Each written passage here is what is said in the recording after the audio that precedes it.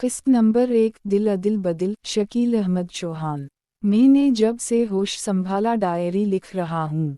पहले अपनी कॉपियों से डायरी का काम लेता था, फिर आरफा ने मुझे सऊदी से आई हुई डायरी गिफ्ट करना शुरू कर दी। आखिरी बार उसने मुझे 1998 हमजा की 2 डायरी गिफ्ट की थीं।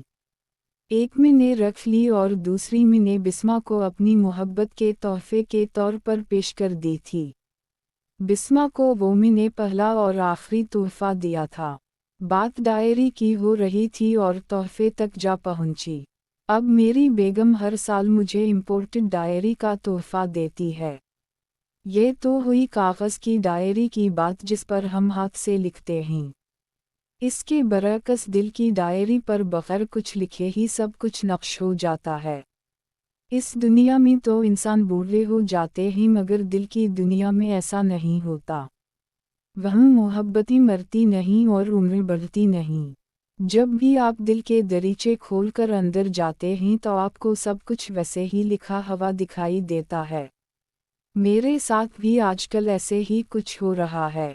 पता नहीं मोहब्बत दिल से निकलती ही नहीं या दिल में रह जाती है या फिर ऐसे कह लें कि मोहब्बत दिल से की जाती है और यादें दिल की डायरी पर महफूज हो जाती हैं। कागज़ की डायरी पर लिखी हुई यादों की बजाय मैं दिल की डायरी पर नक्श यादों को आजकल कागज़ पर उतार रहा हूँ, बल्कि तकरीबन उतार चुका हूँ। आपके जहन में सवाल तो उठा होगा, क्यों? बताता हूँ। मेरे एक पब्लिशर दोस्त हैं, उनके मुताबिक मेरी ज़ाती कहानी बड़ी दिलचस्प है।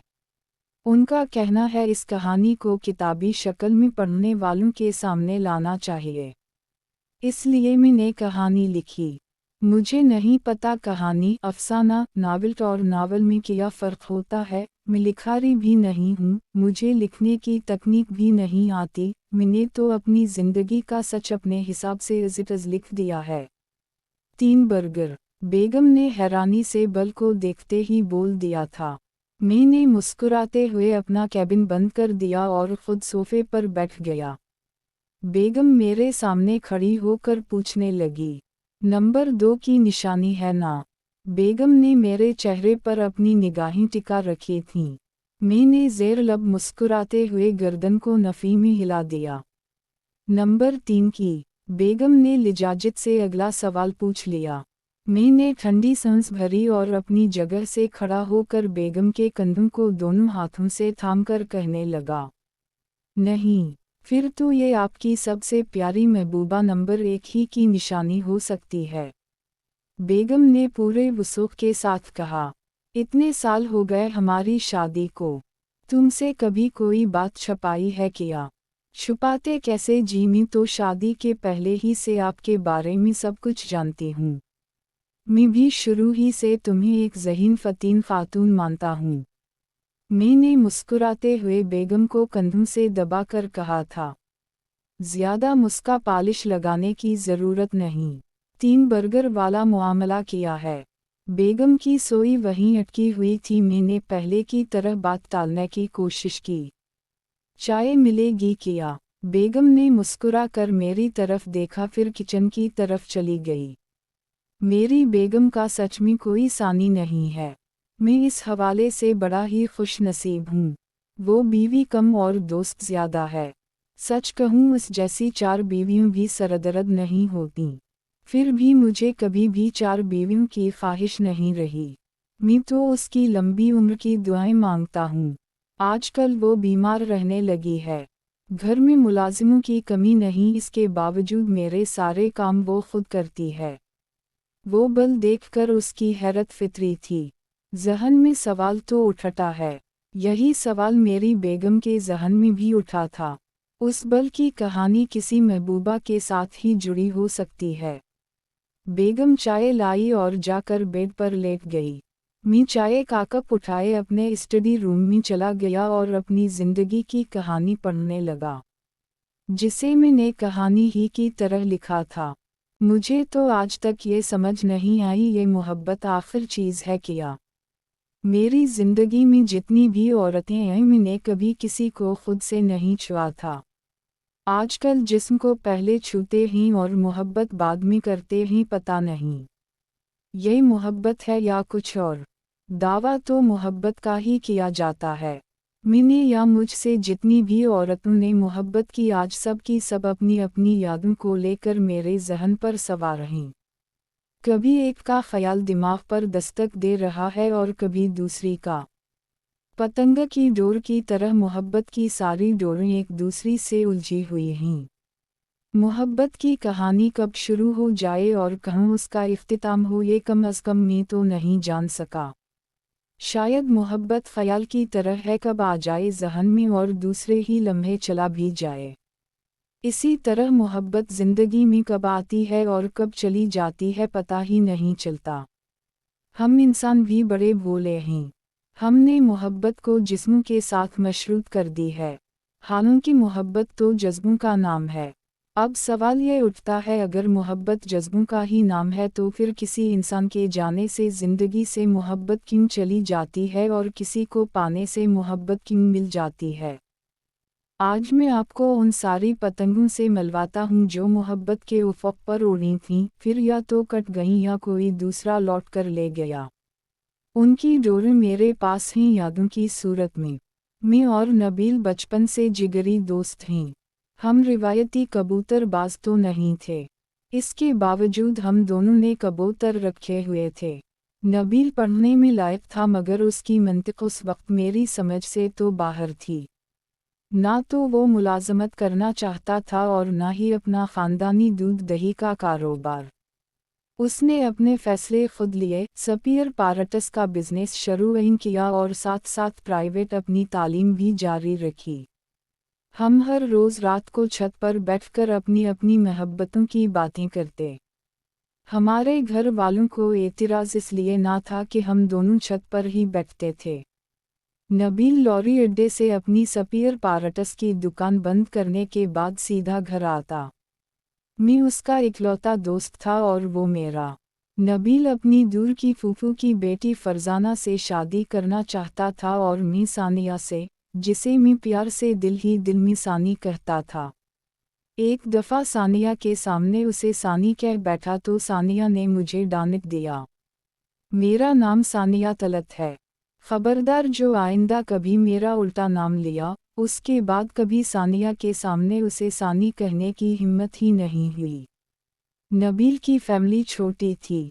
बड़ा भाई खलील, जिसके हिस्से में ख़ानदानी दूध दही की दुकान आई थी, वो पास ही अलग घर में रहता था। नबील के घर में उसके अम्मा अब्बा के अलावा उसकी छोटी बहन आलिया थी, जिसे सब प्यार से आली कहते थे। आली हर रोज़ हमारे लिए रात को छत पर गर्म दूध का एक एक प्याला लेकर आती थी। सानिया तलत मेरी कज़िन पतली सी, सानुली सलूनी मगर पर कशिश, मगरूर और घमंडी, हमेशा कड़वी बात करती, इसके बावजूद मुझे पसंद थी। बचपन में एक बार नानी के मुंह से सुना था, सानिया और महरूज की जोड़ी बड़ी अच्छी लगेगी। बस उसके बाद वो मेरी रानी और मैं उसका राजा। खाला हर साल गर्मियों की या दिसंबर की छुट्टियों में अपने बच्चों को लेकर लाहौर आती। खालू के भी बहुत सारे रिश्तेदार लाहौर ही में थे। एक साल जब खाला हमारे घर आए, नानी भी तब जिंदा थीं। सानिया नानी के पास बैठे हुए मेरी एक रफ गुलाबी कागज़ों वाली कॉपी पर बेख्याली से बाल पेन से उल्टी सीधी लाइनें लगा रही थी। सानिया को खाला अतिया ने आवाज़ दी तो वो उठकर चली गई। सानिया के जाते ही मैंने वो कागज़ अपनी कॉपी से फाड़ा और संभाल कर अपने पास रख लिया। 24 साल पुराना वो कागज़ आज भी मेरे पास है। इसके साथ साथ आशियाना के नाम से लिखा हुआ एक मज़मून भी, जो उसने मेरी छोटी बहन को लिखकर दिया था। मेरी बहन ने उसे देखकर अपना होमवर्क मुकम्मल किया और उस मज़मून को रद्दी में रख दिया, जहाँ से मैंने उसे उठाकर अपने पास महफूज कर लिया, जिसे मैंने से नामी फ़ोटो एल्बम में लगा रखा है। आपके ज़हन में सवाल तो यकीना उठा होगा, एल्बम का नाम से क्यों रखा? सीधी सी बात है, से सानिया। सानिया से जुड़ी हर वो चीज़ जो मुझे मैसर आई, मैंने आज भी संभाल कर रखी है। जुलाई का महीना था, हल्की सी बारिश के बाद गर्मी की शिद्दत में कुछ कमी वाक़ई हुई थी। मग़रिब की अज़ान से कोई आध घंटा पहले मैं अपने घर की छत पर अपने और नबील के मुश्तरका कबूतरों को दाना डालने की गर्ज से पहुंचा। हमारे और नबील के घर की छतें साथ साथ थीं। कबूतरों वाला खड्डा नबील की छत पर था। किया देखता हूँ सानिया हमारी छत से ही खड़ी होकर कबूतरों को देखे जा रही है। वो मुझे अकेली ही नजर आई थी। दिल ने कहा महरूज बेटा मौका अच्छा है, जो बोलना है जल्दी से बोल दो। मैंने हिम्मत करके अपने दिल की बात सानिया को बोल दी। मैं बचपन से तुमसे मोहब्बत करता हूँ और तुम ही से शादी करना चाहता हूँ। सानिया ने मुझे ऊपर से लेकर नीचे तक देखा जैसे कह रही हो ये मूंग और मसूर की दाल। वो बगैर कुछ बोले मेरी तरफ गुस्से से देखती हुई वहां से चली गई। कबूतरों के खूडे के पीछे सानिया का भाई खड़ा था जिससे मैं बेखबर था। वो सानिया के जाने के बाद मेरे सामने आया। उसने भी मुझे ऐसे देखा जैसे भूखा भेड़िया 12 सनगे को देखता है। वो भी मुंह में बुड़ करता हुआ वहां से चला गया। उस वक्त मेरे ज़हन में ये बात आई थी कि सानिया के भाई ने भी अपने घर वालों से लड़ झगड़ कर खुद भी ख़ानदान से बाहर लो मैरिज की थी। उसे तो मेरी फीलिंग का अंदाज़ा होना चाहिए था। आखिर एक आशिक ही दूसरे आशिक का दर्द समझ सकता है। फिर भी उसे मुझ पर शदीद गुस्सा आया। सानिया का भाई ठीक था, अगर मैं उसकी जगह होता और कोई मेरी बहन से इस तरह इजहार मोहब्बत करता तो मैं उस आशिक की बैंड बजा देता। हम खुद मोहब्बत करें तो वो पाक, अगर कोई दूसरा करे तो वो पलीद। हमारी मोहब्बत आशिकी और दूसरे की मोहब्बत ऐयाशी। सोचने वाली बात है ना। मेरा इजहार मोहब्बत कोई बहुत ज़्यादा रोमांटिक नहीं था, लेकिन उसमें भौंडा और अल्चरपन भी नहीं था। एक 20-21 साल का लड़का जो ज़िंदगी में पहली बार किसी लड़की से इजहार मोहब्बत करता है वो ऐसे ही करता जैसे मैंने किया था। आगे का हिस्सा चैनल के प्ले लिस्ट में दिया गया है। आगे सुनने के लिए चैनल को सब्सक्राइब करें और साथ में दिए गए घंटी के निशान को ज़रूर दबाएं ताकि हमारी नई आने वाली वीडियो आप तक ज़रूर पहुँचे। शुक्रिया।